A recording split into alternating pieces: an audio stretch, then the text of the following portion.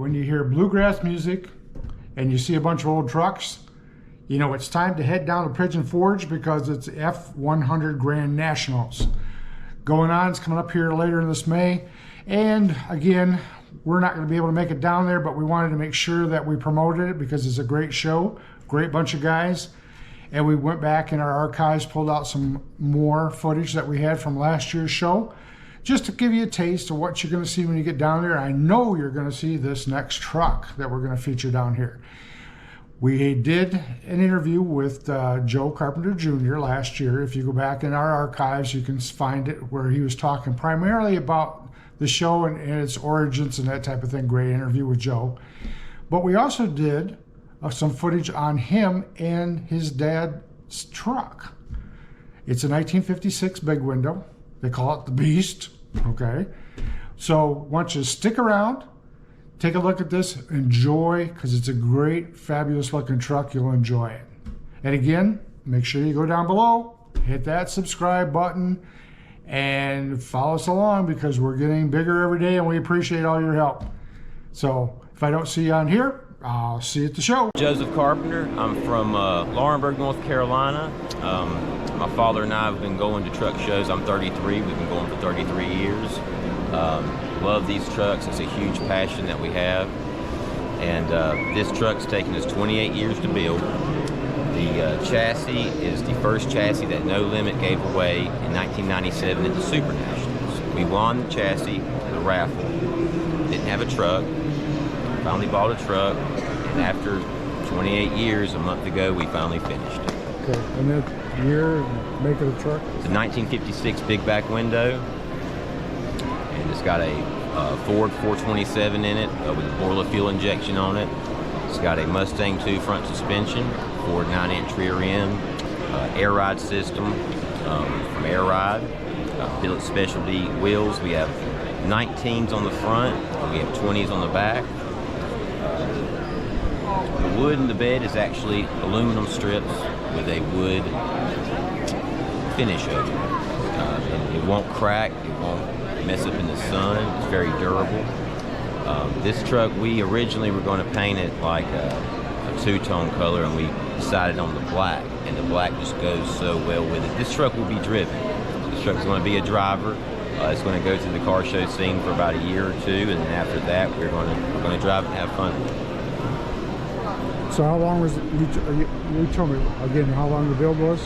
It took 28 years. 28 years. Yes, sir. I'm 33, and we started on this when I was a young man. Okay. So where did the truck come from? I mean, originally.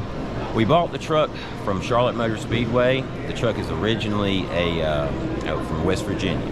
The truck came from West Virginia. The man that owned the truck, he bought the truck brand new, and he had it, and the gentleman bought it from him and did a lot of custom work to it, and the guy lost interest, and so that's why he sold it. We bought it at Charlotte Motor Speedway about 15 years ago. Were they using it for something on the speedway, or just a runner? Or? It was at the auto fair, Charlotte Auto Fair, okay. Which is it's like a big swap. I got you. Okay. And it was there, and when we were going to buy it, actually, Dennis Carpenter and Dan Carpenter were actually standing around it about to buy it. And if we hadn't bought it right then, somebody else would. Yeah. And it had about, the guy had $40,000 in the truck in the project build. He lost interest in it and he sold it for fractions. So it was one of those things that you had to jump on. Okay. So who did the work?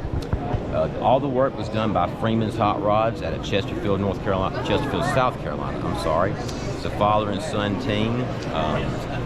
They're actually the folks that do the judging for the truck. And that's why this truck will not be judged at all. This truck will not win a trophy because for the promoters of the show, that's not right. Mm-hmm. Anything else you want to conclude on? We have the exhaust cutoffs on. So when you're going down the road, we have a hidden button that you can press, and it will run straight pipes. It really gives a really cool noise. I was always kind of interested about how the air ride system was going to drive. I've heard positive stories, I've heard negative stories. It drives awesome. It's awesome. We've only driven it around the neighborhood, but it really just handling everything like a brand new vehicle. It's really awesome. You have line locks? Yes, sir. Yes, sir. That's a given in here. Yes, sir. It is. And we, we have it because we have it, but we won't be burning the tires down on this thing. I think my dad he liked to add certain accessories like the running boards, custom made. They finish wrapped around the fenders. Put these strips on there. Kind of looks like the original ribs.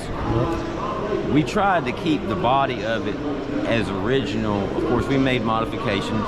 These are 3-inch widened steel fenders. They're steel, and like I said, they've been widened. Brand new bed from Dan Carpenter. Well, you got the drop box. Yes, sir. The longer box. Yes, sir. And did the recessed cat eye tail lights, and gives it a nice look, especially at night when you're riding behind it. It looks really cool. Of course, we ran a farm truck tag on it because it's nothing but an old farm truck. We like to keep the trucks. Try not to take away from the beauty of the trucks. Try to keep it as original, and just, of course, little things that needed to be finished, like ends of the bed and everything. Just kind of little finishing touches. Yep. Okay. Good deal.